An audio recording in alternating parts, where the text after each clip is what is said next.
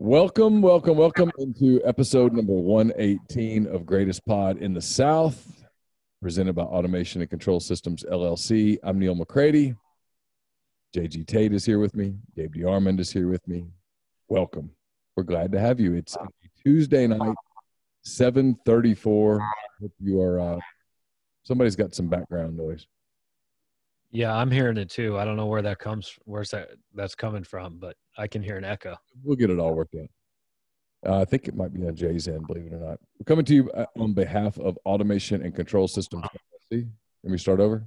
Well, yeah, if I don't hear it. So brought to you by ACS, LLC, MS.com. That's Automation and Control Systems, LLC. They've been with us for a while. Really appreciate them. If you are in the market for big machinery that needs to be repaired, get in touch with those guys. ACS, LLC, MS.com. I'm coming to you from the Clark Ford Studios. Clark Ford's in Amory, Mississippi. 662-257-1900 is that number. Just give them a call when you need a quote on a vehicle. That's all you got to do. Clark Ford in Amory, Mississippi. 662-257-1900. Gentlemen, how are you?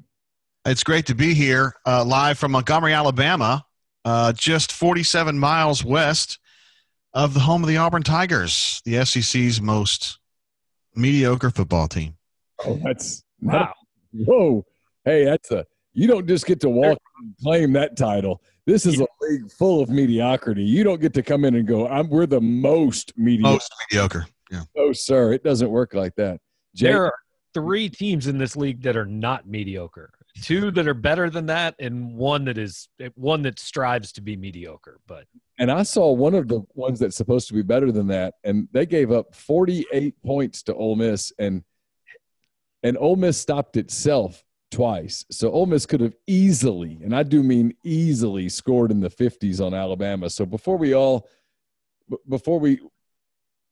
there's a lot of mediocrity out there. I'm not even sure that I want to make Alabama not mediocre. Their offense is very good, but Ole Miss lit up that defense now. 640-something yards is 640-something yards, no matter how you cut it.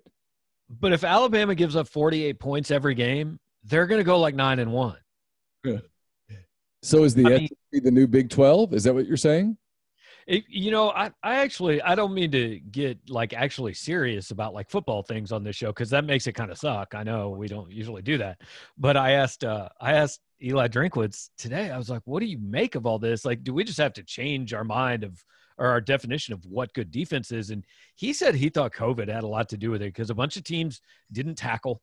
You don't have any time to put in new things and all that. But I don't know if I buy that, because there were some not great defenses the last few years, right? I mean, it's been going this way. Every rule is so you can score. Okay, so let's go through this. LSU gave up 8 gazillion points to Missouri. Yeah, LSU's not good. Florida got lit up by Texas A&M. Texas A&M lit up Florida. Florida lit up Texas A&M, I should say. Ole Miss and Alabama played a track meet where neither team stopped the other. I mean, among the stops that were made, Alabama fumbled at the 1-yard line on a play that could have easily been blown dead.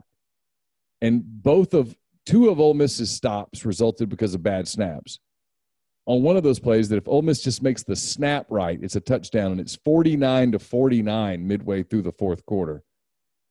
Hey, Gabe had a stat earlier that something like Alabama got all but 6 possible yards or something like that. Is that right, Gabriel? It was 41. 41. Yeah, I mean, come on, Jay. Let's give Ole Miss's defense credit. Okay, fair enough. They forced a punt from the 40-yard line one time. Now, wow. What was that, Neil? 4th and what? Did Alabama punt? I was told or read that Alabama fumbled at the 1 and punted from the 40. Sources. Because every time I looked over there, Alabama's punter was doing shots. I mean, he was drunk. I mean, well, let's just say that was 4th and less than 8. Alabama should have gone, and they would have had 764 of 765 possible yards. Ole Miss went for it on 4 fourth-down plays and converted them all.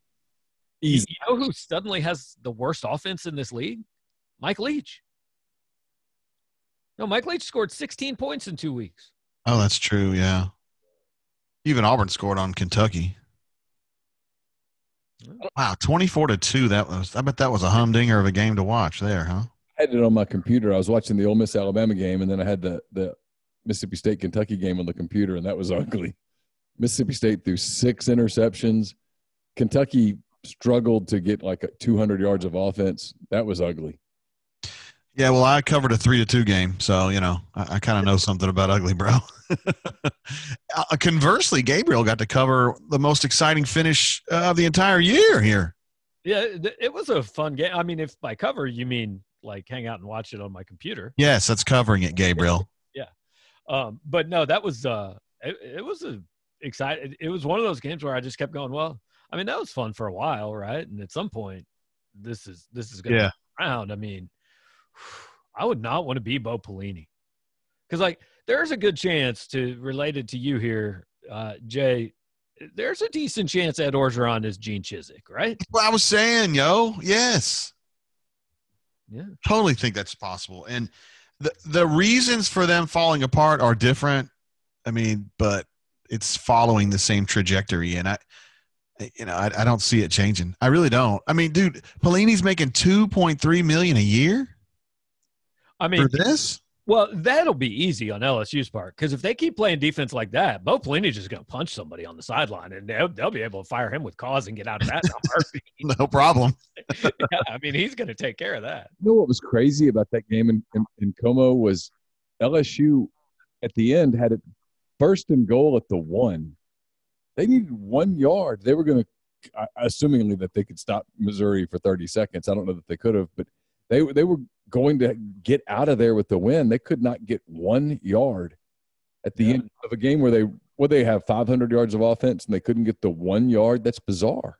Yeah, I think it was probably closer to 600. I mean, but they only ran for like 50. They just threw the ball to Terrace Marshall on every play, and I do feel bad, not for anybody on this show, because nobody on this show would do things such as invest money on the outcomes of sports games. No, but I might have recommended to people I know. Can we talk about this? Because we've got a bone to pick, because I had to pay that debt earlier this week. So, Jay, I wake up on Saturday. I'm minding my own damn business. I'm getting ready for a nice Saturday. Our pregame show began at 4:30. This is about 9:30 in the morning, and I get a text from Gabe DeArmond, and it says, "Hey, somebody took my phone. I did not send this text." It says insider info here. Missouri's down to like 2 defensive tackles, 3 wide receivers. They've got a big COVID outbreak. Bet the house on LSU. I definitely did not say bet the house. I may have said hammer LSU minus 14.5. May have said hammer LSU minus. I took it to mean bet the house. And so I called up a friend with a connection to another friend, and I laid some money on LSU minus 14.5. Is that true? It's true. And by the end of the day, I was really pissed at one Gabriel DeArmond. What, is Gabe going to reimburse some of that? I mean, I feel like it's the right thing to do. Yeah, he should. I feel like he should. I mean, Venmo me the money. Now, to be fair, nobody should. Like, I haven't bet. The last game I bet on, Ron Dane played in the Rose Bowl, and there's a reason for that. I wasn't great at it. But you told me to quote hammer LSU, Gabe. I mean, you didn't say, "Hey, listen, by the way, I haven't bet a game since Ron Dane." If you had told me that, I would have been like, "Hey, he might not be." You were confident. I was. I said on our pregame show that Missouri's goal should be to keep everyone upright and get to the Vandy game they actually had a chance to win. So let's make this a democracy. Who thinks that Gabe should pay half of my gambling debt? I'll do that. No, I'm all right, fair enough. I'll send you the invoice. Yeah. So how much did that mean when you hammered LSU? How much did you hammer them with? I was going to hammer them with 200, but I was told that the max was 100, so I only bet 100. And so had you won that, what would you stand to gain? Had one made that bet, I should say. $100. Oh, okay. I'm not – okay. Now, just to flip this conversation, had you won that, I would have received $50, correct? Of course. Absolutely. Who would have willingly? Who thinks that Gabe would have gotten the $50? I would have gotten you money, though, if you'd asked me, because I knew that Auburn and Arkansas was going to be close. I mean, I have no shame in saying that I had no expectation Missouri could keep that game close. That Auburn-Arkansas game was weird, man. It was a weird game. Arkansas people are not very happy about how that went. I don't care what they think about it at all. In fact, there's a beat writer over there. Actually, there's more than one. That every time that they write, Auburn's win or whatever, they put an asterisk next to it because they're so convinced that Arkansas got screwed on that day. See, that's just and he's somebody that you and we all three know used to be in our network. Yeah, Arkansas did get screwed, right? Well, I mean, we all get screwed. I mean, we all got to pay the IRS. Like ultimately, I hate that. By Jack and Diane, little ditty. I hate that stuff coming back and saying after the game, like, we messed up. I mean, sorry, we can't do it. You still lose. But I'm curious for both of you guys because we were watching that game in here because it was right before Ole Miss and Alabama kicked. And when the play happened, Bo Nix, for those who are been under a rock and missed it, Bo Nix is going to clock the ball because they're setting up for a field goal for Carlson. And Bo Nix takes the snap, but he fumbles it. Ball was wet. It was raining at Auburn. And the ball hits the ground, and he picks it up, and he, in his mind, I'm sure, clocked it. But when he clocked it behind him. He threw it behind him. Yeah, and live, I thought, oh, he clocked the ball. And I would have made the exact same call that the official made. I would have blown my whistle. And then after I watched the replay, the first time I went, oh, shit, he fumbled. That's a fumble. And so I get why the official blew the whistle. I get why Arkansas is pissed. It's one of those just weird deals one of those plays that you never see. I can't remember the last time. Can you remember the last time that you thought a quarterback was going to clock a ball, but he fumbled the snap, picked it up, and clocked it? I've never seen that before. No, I haven't seen that. I mean, refs don't prepare for that. The only thing I wonder is, like, the SEC explanation of there wasn't an immediate recovery. I don't know, because that's the rule in the NFL. Even if a whistle blows, if there's a clear and immediate recovery, we're going to make the right call. And I don't know if a replay can do that in college. Well, what I wish is the SEC would have just said, hey, we made a mistake. We're human. It happened. I don't know who was going to get that ball, though. I mean, because it was a scrum going on when they blew it dead, and Auburn had 2 kids in position to get it. Arkansas had 2 kids, maybe 3 to get it, but they all just quit because he blew the whistle right in their face. Like there was an official right there. So everybody stopped except for like a couple of guys, and so it tells you that they all heard the whistle. What's interesting about that, Jay, is Auburn was out of timeouts, and so if they don't blow the whistle, and let's say Auburn recovers the football, it's 4th down. The clock is still running, and you're like 21 seconds, 20 seconds, and Auburn's having to get people off and get people on and set up and kick a ball in a wet condition and all of that stuff. So who the hell knows how it Carlson had missed a kick like 2 game minutes earlier too. So, I mean, it's not like if they had been rushing to get the field goal team on, it would have made it worse for him, Yeah, so who knows how it would have all gone down. I mean, it was one of those deals where I wish the league would have just been a little more transparent because it was – hey, this is a game that's played by humans, coached by humans, it's officiated by humans, and people make mistakes. And they missed it. And if we're all honest with each other, everybody, you would have blown the whistle too because you didn't think about it. Because the officials anticipated that Nix would get the snap and clock it. And so they're blowing the whistle thinking, oh, well, there's the clock, instead of thinking, wait, that's behind him. That's a fumble. And so it's crazy. It's one of those weird plays in a weird game between 2 teams that aren't going to play for a championship anyway. So in the end, it's not really going to matter. But it was a weird game to watch. Well, Auburn's not a championship game. I mean, no, absolutely not. Here's my issue: is that if Auburn loses that game, I mean, it's on fire over here, dude. I thought it was the perfect outcome. Arkansas fans are pissed because they got screwed. Auburn fans are pissed because they just lost a reason to fire Gus. Yeah. That's the thing. People in general, at our side anyway, are really pissed about this. This is a win that stings really bad for a lot of people. I was going to ask you because our game happened right after your game ended, obviously, so I couldn't get into your show. Were people almost pissed that Auburn won? Yes, they weren't almost. They were pissed, almost to a man. Angry. How can this clown just get more time here to just crap the bed and suck all the time? Like, it's Arkansas, dude. It's Auburn, Arkansas. Like, Auburn people expect this to be 30 or 40 to 10 and move on. And then 17-0. It looked like that's where it I was. know. They had it, right? 17-0, guys. And then everything got weird. And, Chad Morris is kind of weirding me out, too. He's doing some really weird stuff. They had this drive in the third quarter where they went down and they said, we're going to start running the football. And they have a great freshman tailback by the name of Tank Bigsby. If you guys haven't seen him, he's insane.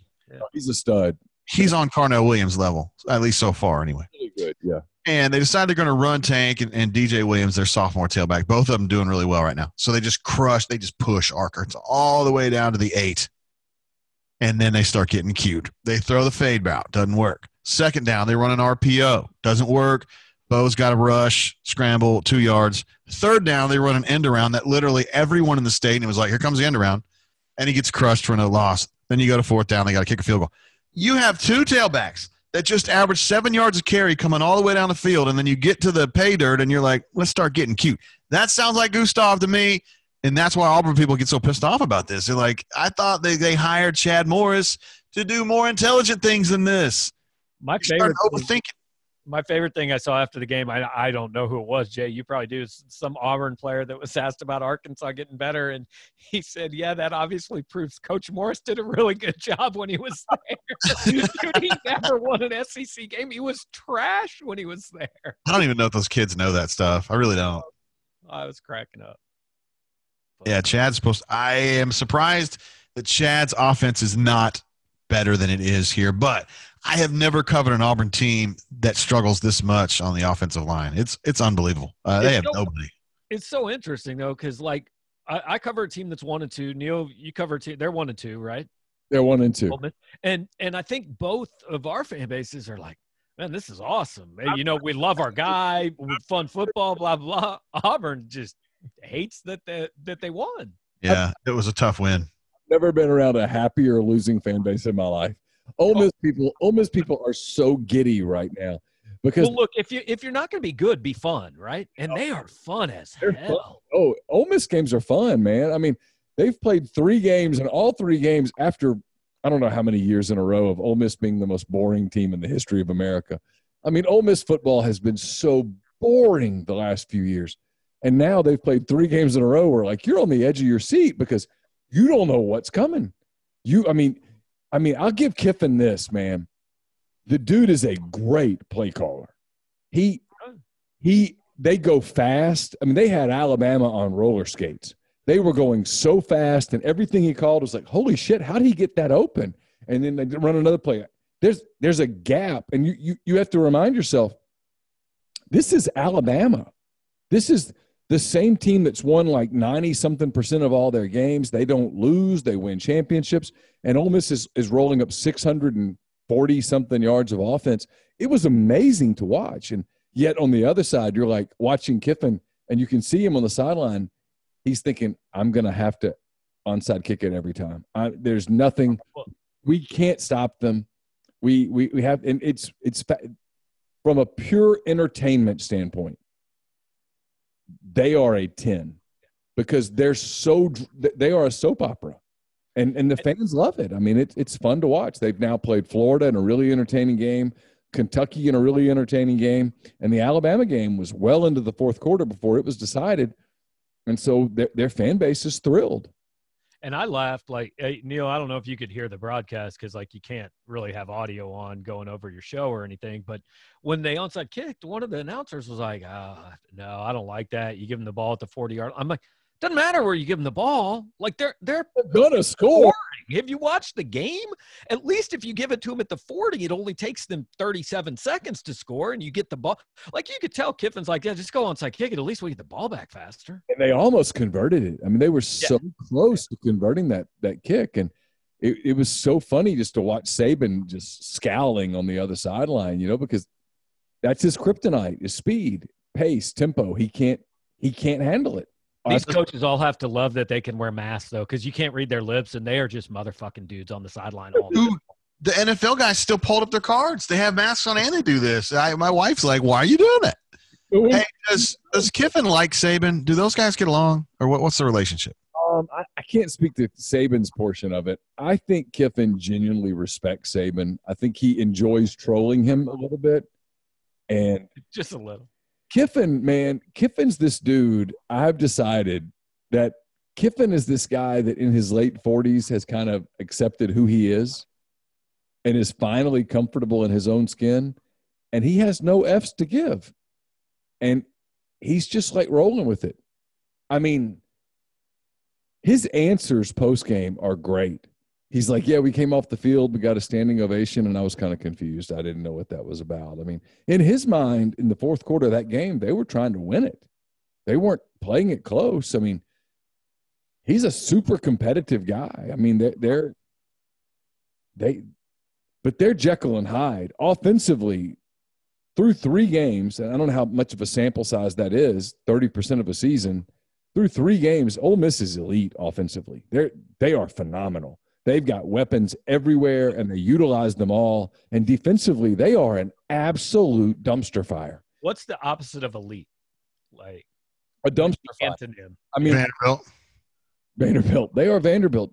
Vanderbilt's better than Ole Miss is defensively so far. I mean, Ole Miss can't get off the field on defense. They cannot make a stop.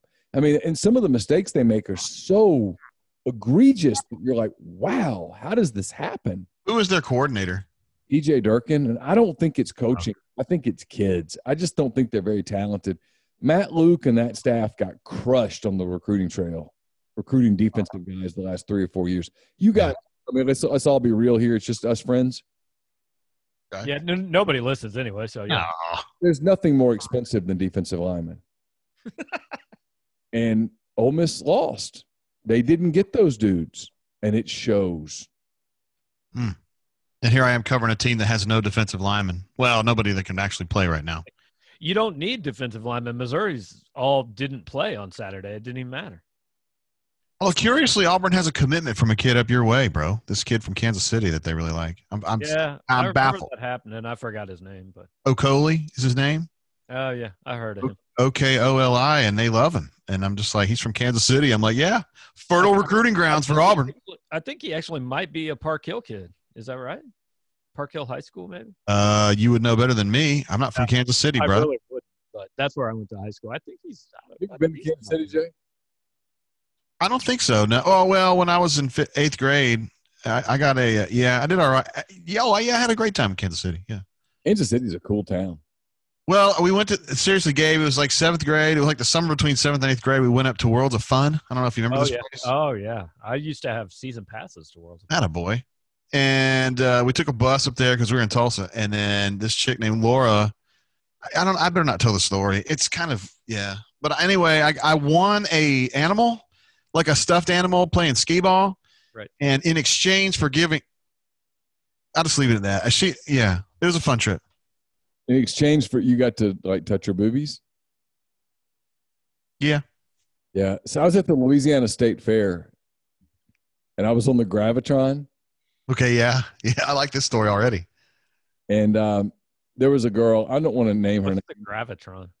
What the hell are you talking about? What do you mean, what's the Gravitron? You don't know? It goes in circles and it like defies gravity. Oh, it looks like a UFO, but it spins really fast and you get sick, right?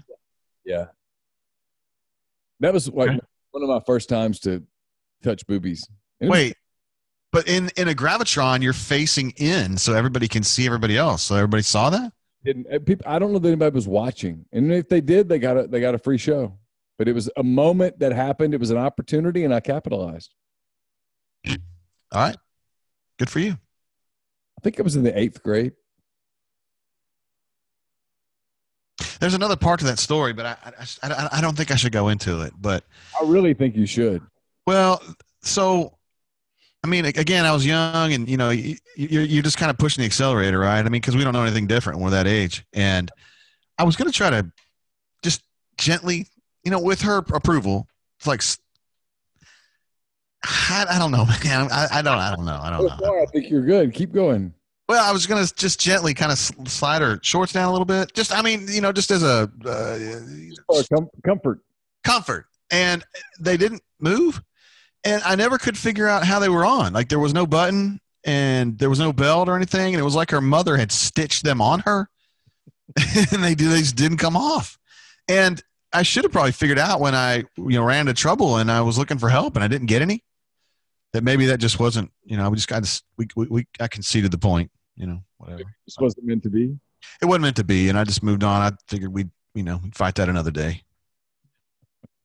But to this day, I think they were stitched on. And like if I die tomorrow, and I always think I'm going to go to a place where I can have questions answered, I'm going to ask that question. I want to know how Laura's, not your Laura, but this other Laura W., how her shorts were affixed to her body. Because I just don't understand how they got put on her. They must have been stitched on. I hope that's only if you have like an unlimited number of questions. Because if you this one, like you get 3 answers, I'm not sure that needs to be one of them. Well, I mean, it'd be like, why did my dad divorce my mom? Who shot JFK? And how did Laura's shorts get put on her in 7th grade? I mean, these are big questions for me. Yeah. Answer number 1. Number 2 is Lee Harvey Oswald. Number 3 is I don't know. You don't really think it's Lee Harvey Oswald, right? I mean, you're just trolling me.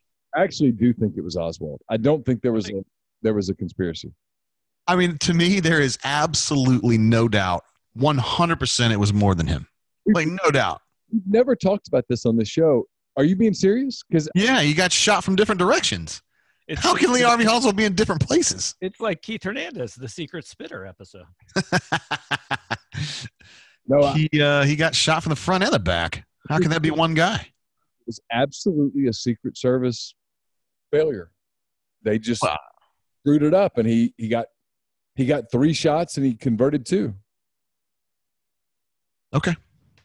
I mean, who do you think did it if it wasn't Oswald?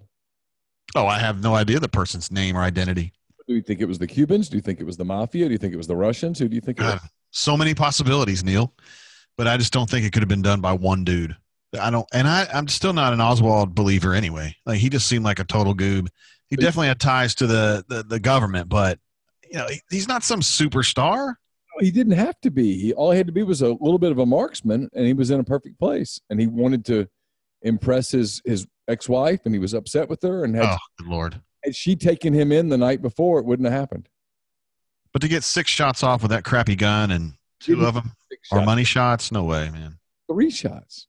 3 shots in 6 seconds. Yeah, I'm sorry if I misspoke. And to have 2 of those be the all-time money shots, I don't buy it.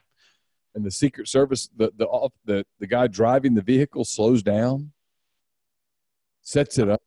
Crazy. Yeah, I have questions for sure. But anyway, I just thought this was assumed. I just figured everybody was on my team with this one. I mean, Lee Harvey Oswald is a lone shooter. Are you kidding me? Where are you on the JFK assassination, Gabe?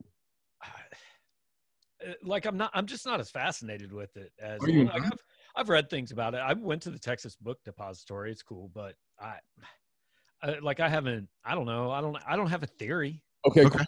Question. If Reagan had been killed in 81, does that still have the aura that it has today? Yeah, because he was like he was different, man. As from what my parents say and stuff, he was like a celebrity in the White House. You know what I mean? Sure. Yeah. Good looking. He wasn't married to a president. He was like a young guy. Yeah. 2 beautiful young children. They had a miscarriage. All the things that, so many different things that made them elegant yet relatable. Yeah. Hell yeah. Absolutely. I think it's still a big deal.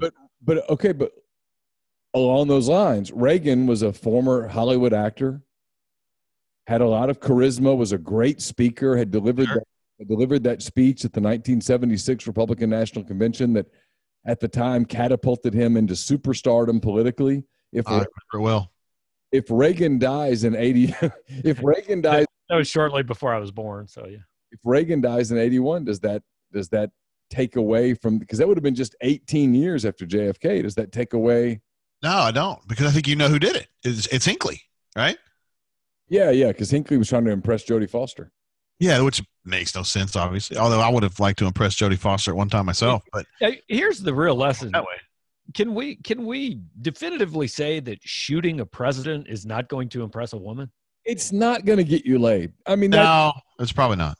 I mean, if you go through the course of history and you take each person who has killed or tried to kill a president, has that person, as a result of that attempted or successful or gotten laid? And the answer is no.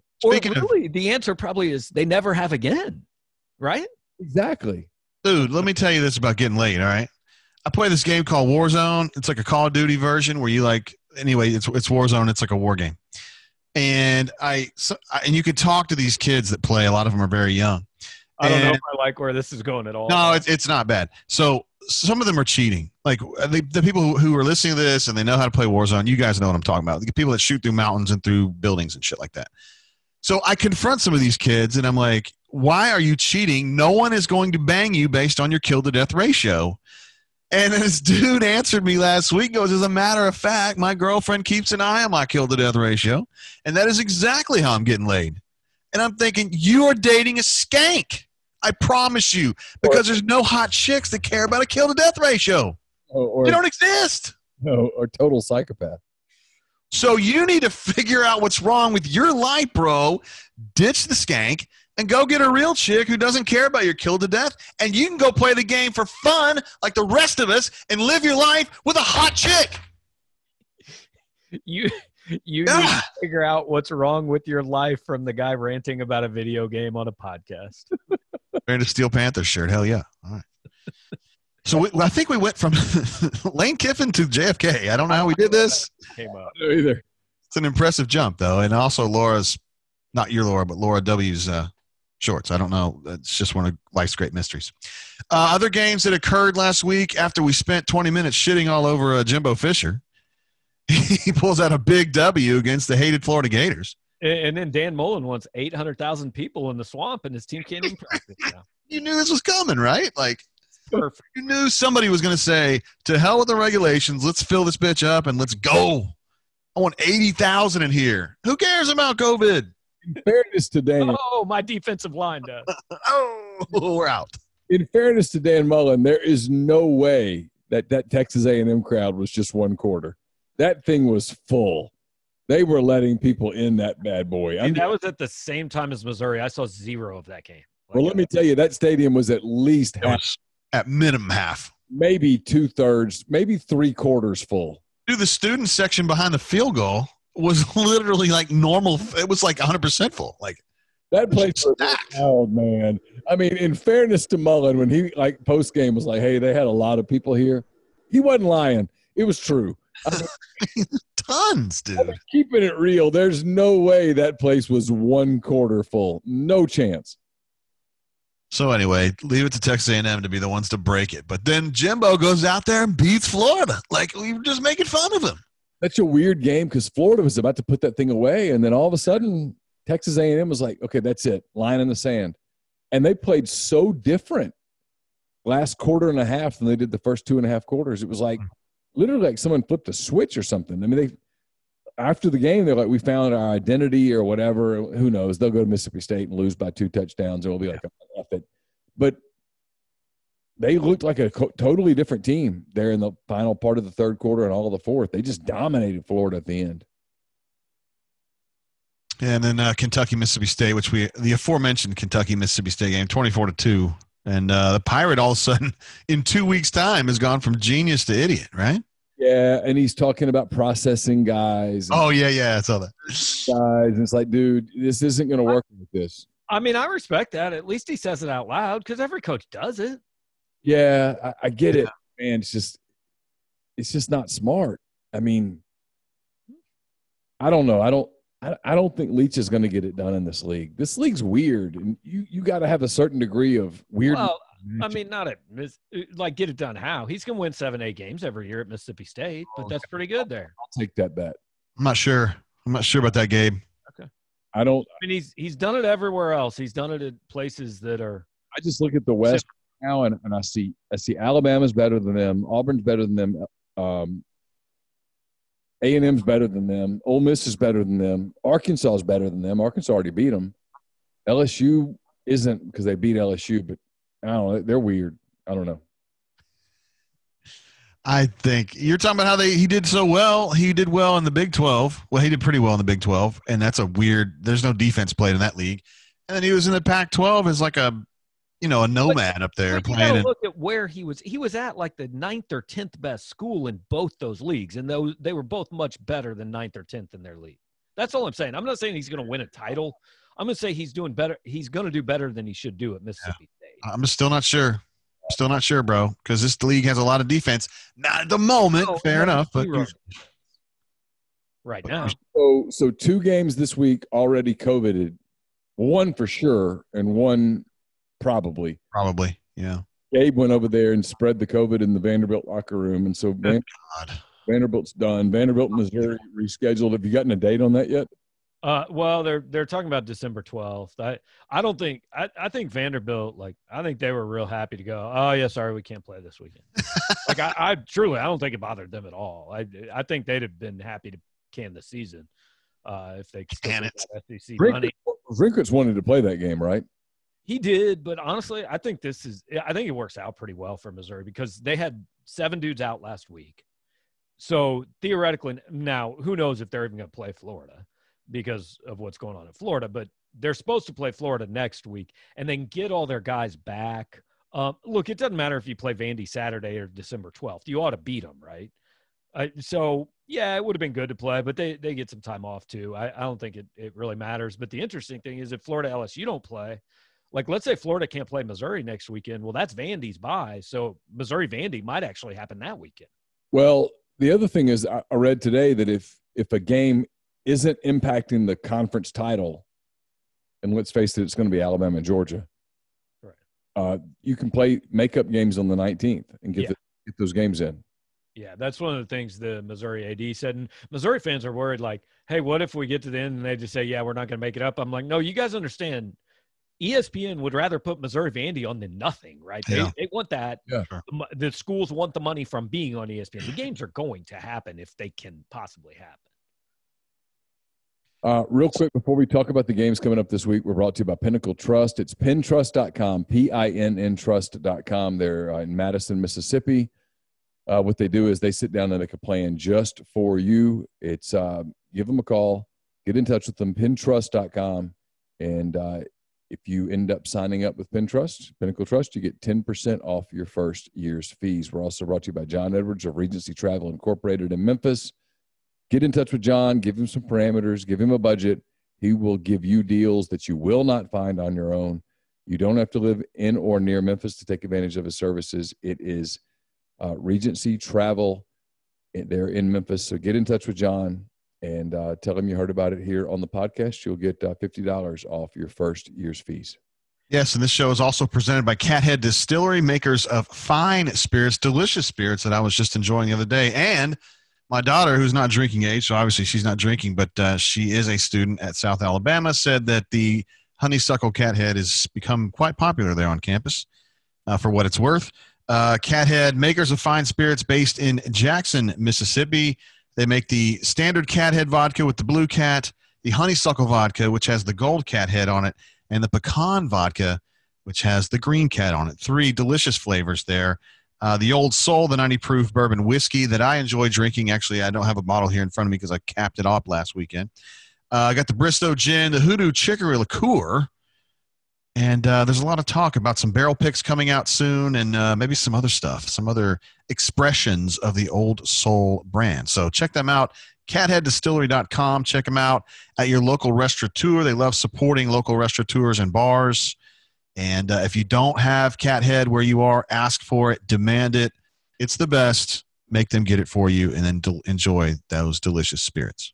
So a quick look at the games this week. Kentucky is at Tennessee. Kentucky is 6.5-point underdog at Tennessee. Any thoughts? Tennessee's going to win that one pretty handily, I think. They should, yeah. Yeah, they played a pretty good game yesterday, last week against Georgia. Good half. All right, a game I'm really interested in. I know you are, Jay. Auburn is a 3-point favorite at South Carolina. That game at 11 a.m. Central on ESPN. Feels like a big spot for both teams. Absolutely. I mean, Auburn more or less laid an egg, I think, against Arkansas, and South Carolina's 1-2, and they need something. I mean, really, their only win is to beat Vanderbilt. And this one kind of makes me smile because Muschamp and Malzahn are not exactly tight, I wouldn't say. Muschamp was Malzahn's coordinator a couple years ago, and I don't. They aren't the kind of guys that got in fights or anything. But Muschamp, there were things about Malzahn's offense that Muschamp did not like, and he made some suggestions to Gus of things that Gus needed to change. And if you know Gus, like I do, he doesn't really like people telling him how to change his offense. So kind of a little bit of a difference of opinion on that one. But I think it'll be fun to see those guys go at it. I want Auburn to win every game on a last-second field goal so I can read the bunker on Sunday mornings. Yeah. Well, let me tell you something, brother. They hate it when they lose, and they hate it more when they win. Right. I want Auburn to win on a missed. I just want them to win and clearly not deserve to win. That's all I want. I want them to be the worst team and win in every single game. I love Will Muschamp, though. He's my favorite coach ever to cover. He's my favorite coach ever to talk to. I know that he's got his foibles as a head coach. I think he's a fine defensive coordinator, but I sure do enjoy him. And of all the coaches I've ever covered, which would include the dude at Mississippi State because I covered him when I was in Kentucky, Will Muschamp's my guy. I'd like to sit around and just drink some beer with him. He's cool as hell. Will, when he was like a grad assistant on the Auburn staff back in the late 90s, was a great dude. As good as it gets. LSU in Florida, I don't know if they're going to play or not. Probably not. Ole Miss is a 3-point favorite, 2.5-point favorite at Arkansas, 2:30 on ESPN2. Probably get moved to ESPN if Florida and LSU get COVIDed. Feels like a weird game. I mean, I have no idea what to expect out of LSU. Points. That's what you expect. Lots of points, that's for sure. First one to 50.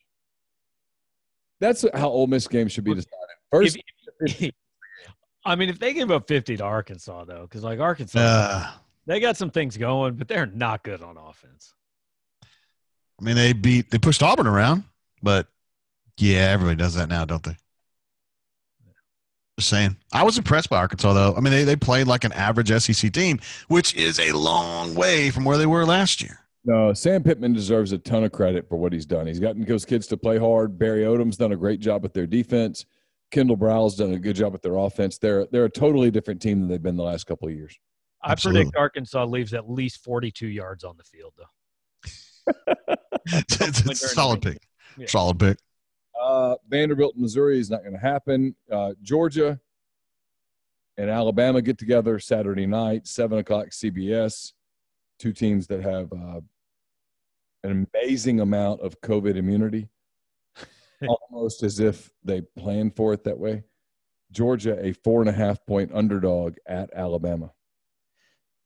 I mean, all that matters for the SEC is whichever team loses this game wins the SEC title game.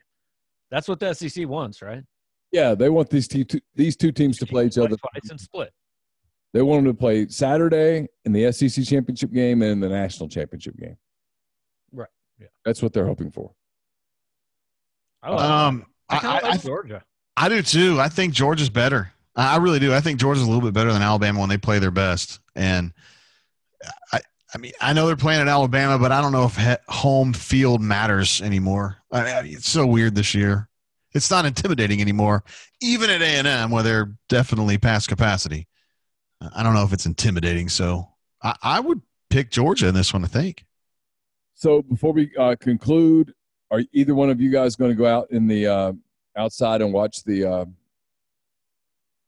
sky tonight? Mars is super close. You can check out the sky and look at Mars. Jupiter's very readily evident tonight as well. Any thoughts? I'm a big astronomy guy. I actually want to get a telescope. If I had a telescope tonight, I'd be able to look at Neptune, and that turns me on. I'm good.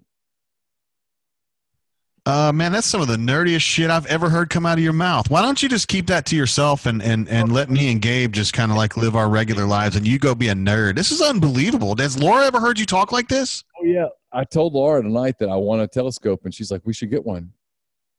Jay has a telescope, but he ain't using it to stare at Neptune. Got him, baby. Woo! It's a sign that Laura has completely given up on the rest of her life. She just looks at it and goes, it's over. I've surrendered. My life is a complete disaster. And but like, why do you want a telescope? You want to say like, hey, I see that star. Ooh, now I see that star way closer. Yeah, exactly. I want to look at details. Get a magnifying glass. It doesn't work like that. Doesn't? You gotta get a telescope. Binoculars? No, I mean, that would help a little bit, but a telescope would be like to the infinite power of binoculars. Yes. All right. Okay. I don't know. Tell us about it. But just keep it to yourself. Seriously. Don't tell your kids. Don't ever tell your son. You're going to mar him for life, bro. Just keep it quiet. Okay, I won't tell him. Good All God. right. That's going to do it for this episode of Greatest Pod in the South. Thanks for putting up with us. We had a communication error on Sunday. It was mostly my fault, I think. So we'll be back. I think the plan is on Sunday afternoon is to be back and try to do that consistently. So until then, for JG Tate, for Gabe DeArmond, I'm Neil McCready. Hope you guys stay safe, stay well, and we will talk to you later. Take care. Yeah, something went down.